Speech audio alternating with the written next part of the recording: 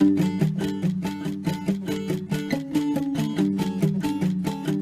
gente, tudo bem? Como eu falei pra vocês, agora a gente tá dando início à série Coronavírus, pra gente tá passando por esse momento de pandemia. E nós vamos começar com um vídeo da professora Mariana, uma baita professora de Biologia e Ciências, que vai explicar de uma forma tão didática e sobre vários conceitos dessa área. O vídeo tá bem acessível pra gente entender esses termos e muita coisa do que tá acontecendo agora, tá bom? Beijão, aproveitem aí o vídeo.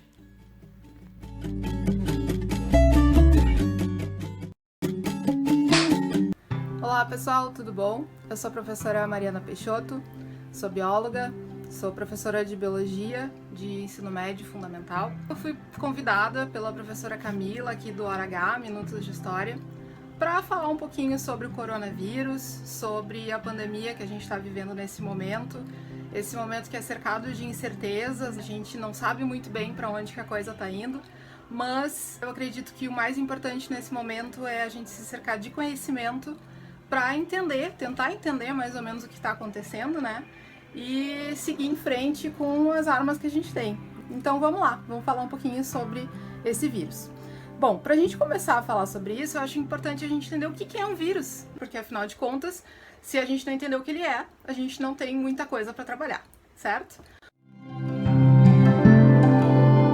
Bom, um vírus, pessoal, ele é uma entidade biológica. A gente não sabe muito bem, os cientistas eles ainda estão tentando colocar o vírus em algum lugar, né? Existem diversos estudos sobre isso, mas enfim. O vírus, ele se caracteriza por uma camada externa de proteínas e lipídios, né, que são gorduras, e dentro ele tem um material genético. Esse material genético ele pode ser de RNA ou de DNA. RNA se ele for fita simples de conteúdo genético, de material genético, ou DNA se ele for de fita dupla, certo? A maioria dos vírus que existem, né, e que infectam seres humanos são vírus de RNA, tá? Bom, inclusive o coronavírus. Eu tô com a minha colinha aqui, vocês não reparem, tá? Só o meu roteirinho. A grande diferença que a gente tem e que a gente não consegue aí colocar, né, quem são os vírus em alguma outra categoria de organismos que são organismos vivos, é diretamente relacionado ao comportamento dessas entidades, né? Quando a gente fala de organismos vivos, existe uma série de características que colocam eles em uma característica de ser vivo, né? A gente consegue agrupar eles como ser vivo, né? Porque existem uma série de características que definem que eles, afinal de contas, são vivos. Enfim, a gente podia discorrer sobre isso por muitas e muitas horas. Mas aqui acho que é bom a gente diferenciar basicamente o que é uma coisa da outra, o que é uma coisa viva do que é uma coisa não viva, que é no caso dos vírus. Os vírus, eles não são, por muitos cientistas, considerados seres vivos, porque eles não são formados por células, né? Eles não têm uma característica celular definida. Mas eles têm, em muitos sentidos, alguns elementos celulares, certo? Mas o que vai diferenciar basicamente aqui? É a capacidade de se reproduzir sozinho. Eles não têm essa capacidade. E aí é que está o grande problema. Por quê? Porque eles precisam necessariamente estar dentro de uma célula viva para se reproduzir, tá? Que é o que acontece, né? Se a gente for pensar então nesse momento específico que a gente está vivendo em relação ao coronavírus, ele precisa estar dentro das nossas células para se reproduzir. Tá? Por isso que, enfim, desencadeia uma série de doenças. A gente vai falar um pouquinho sobre essa forma de infecção dos vírus em geral e especificamente do coronavírus, do novo coronavírus, né?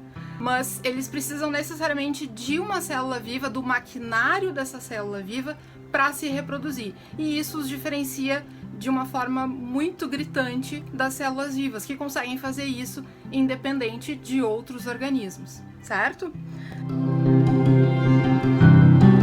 Bom, a forma de infecção viral, ela, obviamente, de quem olha de um lugar leigo, ela parece muito complicada, mas na verdade ela é relativamente simples. O que ela precisa para acontecer? Ela precisa de um maquinário celular que vai fazer toda essa transcrição genômica para o vírus produzir cópias de si mesmo, tá? A gente pode dizer, e tem sido divulgado muito na mídia, esse termo escravizar, né? O vírus, ele escraviza uma célula viva e faz ela trabalhar para ele. Basicamente é isso, tá? Ele penetra na célula, ele tem estruturas que favorecem essa penetração e essas estruturas, elas são célula específica, é como se fosse um mecanismo de chave e fechadura que a gente chama, tá? Os vírus, eles são específicos para algumas células, por isso que, por exemplo, existem vírus que são relativos a plantas, que só atacam células de plantas. Ah, então o coronavírus, ele só ataca seres humanos? Sim, alguns sim. E antes eles atacavam animais, como a gente já viu também veiculado na mídia. Antes eles atacavam morcegos, que é da onde provavelmente eles surgiram. E aí eles sofreram mutações e agora eles podem atacar seres humanos. Então, ele entra na célula e isso faz dele um parasita intracelular obrigatório, esse é outro termo bem importante. Ele precisa estar dentro da célula para se reproduzir. E aí, com isso, ele vai usar todo o maquinário da célula de reprodução, vai parar a estrutura celular, a célula não trabalha mais para ela, ela só trabalha para o vírus.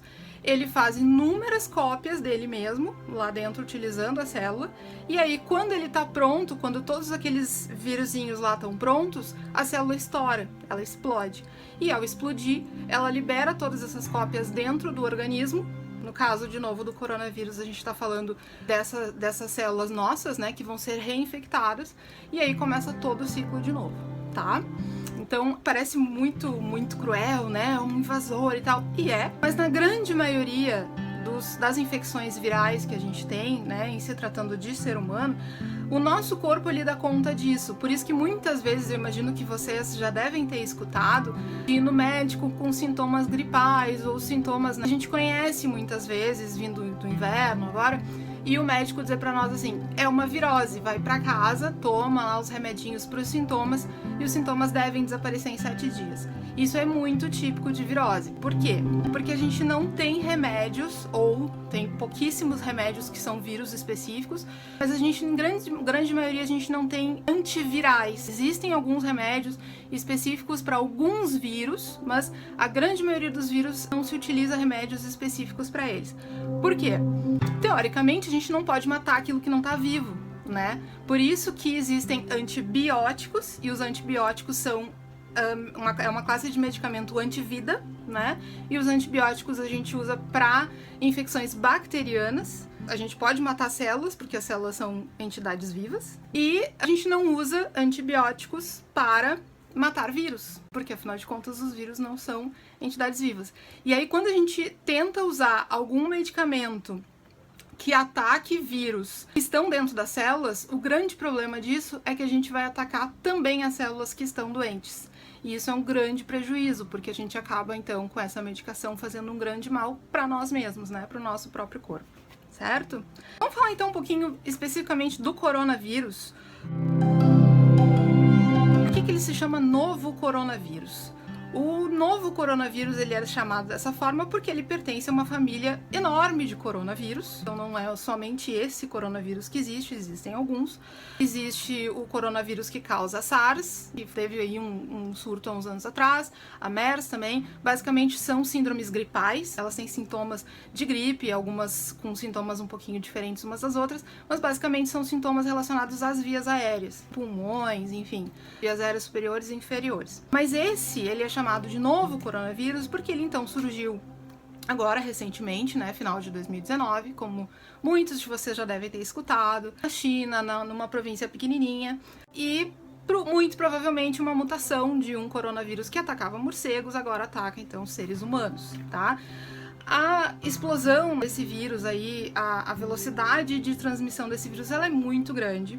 E aqui eu não vou discorrer muito sobre o porquê que a gente precisa, então, se cuidar, ficar em casa. Eu acho que esse serviço, esse trabalho aí, tá sendo muito bem feito pela mídia, de disseminar essas questões relacionadas ao sistema público.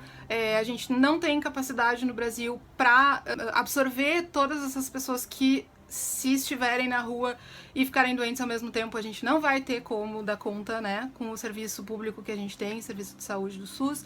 Então, vamos falar um pouquinho das características do coronavírus e por que ele é chamado assim, enfim. chamado de coronavírus porque a estrutura dele externa tem pequenos pontinhos que parecem coroas, são aquelas proteínas que a gente vê nos desenhos que também estão na televisão e na internet. Esses pontinhos externos são proteínas e eles parecem coroas, por isso coronavírus, tá? Esse vírus, ele tem um nome específico científico, se chama SARS-CoV-2, tá? Por que SARS-CoV-2? O SARS é um nome em inglês para... Vamos lá, vamos falar comigo em inglês direitinho. Severe Acute Respiratory Syndrome, tá? Que em português significa Síndrome Respiratória Aguda Grave. Também já é um nome muitas vezes falado aí na mídia. Causada pelo coronavírus. Por que 2? Porque existe esse vírus também, o 1, que é causador de uma síndrome respiratória aguda grave, que não tem o poder de transmissão e as taxas de mortalidade como esse coronavírus, mas ele existe e ele é um parente próximo desse novo coronavírus. Coronavírus versus Covid-19. Coronavírus é o nome do vírus, ou SARS-CoV-2. Covid-19 é o nome da doença que é causada pelo novo coronavírus. Essas definições, gente, esses nomes, eles são nomes que foram cunhados pela OMS, Organização Mundial da Saúde. Isso não é nome inventado, tá? São nomes importantes, porque são nomes que estão sendo usados nos artigos científicos que estão sendo liberados periodicamente pela comunidade científica no mundo inteiro. Então, isso é importante de frisar. Se cada um chamar no seu país o nome que quiser, ninguém vai se entender. Então a gente precisa que a ciência publique os seus artigos que cada vez estão mais importantes, cada vez descobrindo mais coisas importantes. É interessante que todo mundo chame pelo mesmo nome, para que todo mundo se entenda, tá? Essa doença ela tem como características básicas, na sua grande maioria dos casos, sintomas leves, né? As pessoas vão desenvolver uma síndrome gripal, com coriza, com tosse, com febre, às vezes com espirros, enfim, né? Leves tremores, às vezes algum sintoma gastrointestinal, tá? Nas crianças, a grande maioria das crianças são assintomáticas e aí mora um problema grande, que as crianças, por serem assintomáticas, a gente não sabe se elas têm a doença, portanto, a gente não sabe se elas estão transmitindo as doenças para outras pessoas.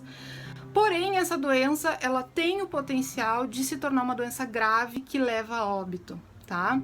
Por quê? Porque ela vai causar uma pneumonia grave bilateral, que a gente chama, né, nos dois pulmões, e uma vascularização do pulmão muito grande. Então, claro, os papers, os artigos, eles estão saindo com uma velocidade muito grande, porque os cientistas também estão descobrindo coisas muito rapidamente. A pesquisa do mundo inteiro está focada nisso, trabalhando para descobrir ou medicações ou a vacina, né? Que a gente espera que saia com um prazo mais curto possível. Mas essa doença, ela causa uma microvascularização muito importante, principalmente nos membros inferiores. E aí tá o problema das pessoas que têm diabetes, né? Também tem problemas de circulação e causa pequenos trombos, são pequenos aglomerações de glóbulos vermelhos do sangue, impedindo então a chegada do sangue para as partes mais externas do corpo, né? Os membros inferiores e os superiores. E aí a gente tem casos já no mundo inteiro de amputação de membros por causa disso, né? Pessoas que perderam membros inferiores e superiores também. Então, a recuperação dessa doença é uma recuperação muito lenta. Ela exige fisioterapia respiratória. A pessoa fica muito tempo entubada, né? Ela fica bastante tempo num respirador. Aquelas máquinas também está se falando muito agora. Precisa de bastante tempo de UTI, de tratamento intensivo, e quando ela sai, o tratamento ele não termina. Essa pessoa ela ainda fica muito debilitada por um tempo e ela precisa, em casa, continuar os seus tratamentos, tá? Precisa de bastante tempo fazendo a tal da fisioterapia respiratória. Muitas vezes já está se descobrindo que essa doença pode ter lesões neurológicas, sequelas neurológicas, até por causa dessa vascularização que eu falei para vocês anteriormente. Então, não, ela não é uma doença simples, tá? A Covid-19, ela não é uma doença que, se levada a esse patamar mais agravado, ela não é uma doença simples de se tratar, e sim, ela está levando muitos brasileiros a óbito e a gente ainda tem um longo caminho pela frente. Lógico, hoje é dia 26 de abril, tô falando para vocês nesse momento, então acho que ainda temos um belo caminho pela frente. Surto, epidemia e pandemia, tá? Surto, ele acontece quando a gente tem aí um aumento de casos muito grande num espaço pequeno, né, num bairro ou numa região de uma cidade, e um pouco além do que as autoridades estavam esperando, tá? E esse surto é rapidamente controlado, enfim, existem ações bem específicas para que aquilo seja controlado. A epidemia, ela acontece quando a gente tem uma exacerbação, existe essa palavra? Tá? Um exagero desse número de casos, já aí relacionado a uma cidade ou a um estado, tá? Até a um país. A pandemia, gente, que é a palavra do momento, ela acontece quando a gente tem um alargamento do número de casos dessa determinada doença para o mundo. Tá? A OMS declarou a situação de pandemia no mundo a partir de início de março ali, né? A gente estava num momento em que o número de casos já tinha saído da China, já estava viajando pelo mundo numa velocidade muito grande. A gente viu aí como que a progressão da doença aconteceu na Itália, na Espanha, nos Estados Unidos, agora no Reino Unido também já está super preocupante, na França. Então, isso tudo foi muito rápido, o mundo viu a expansão dessa doença acontecer de uma maneira que, desde a gripe espanhola, que a Camila vai me ajudar, não é espanhola. Oh, e agora quem poderá me defender? Eu!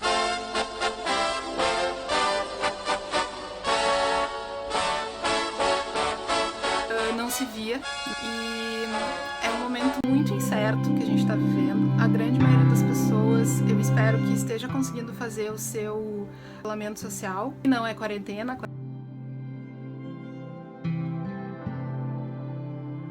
Quarentena é para quem teve contato com alguém, né, que pode ter tido a doença ou teve a doença e tá fazendo 14 dias de quarentena, diferente do isolamento social, que é aquela ação que a pessoa tem a doença, está afastada do convívio de outras pessoas, né, seja em casa, seja no hospital.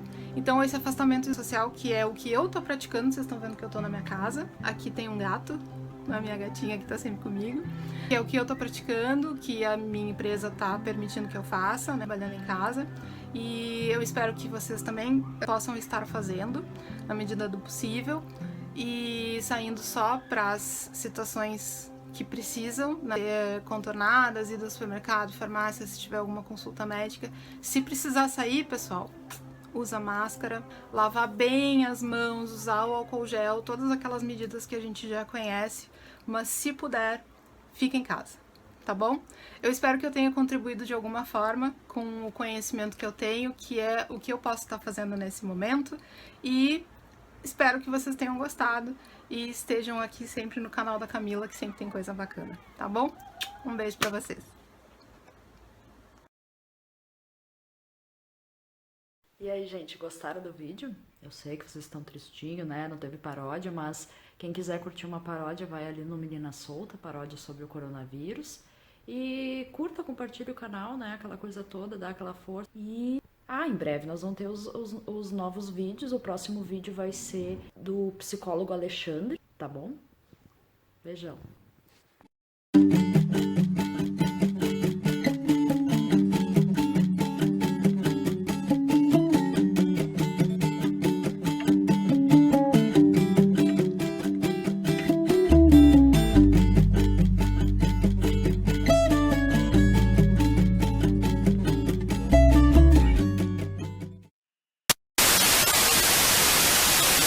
Pesquisa do mundo inteiro. Desculpa. Ela precisa... Vai ser...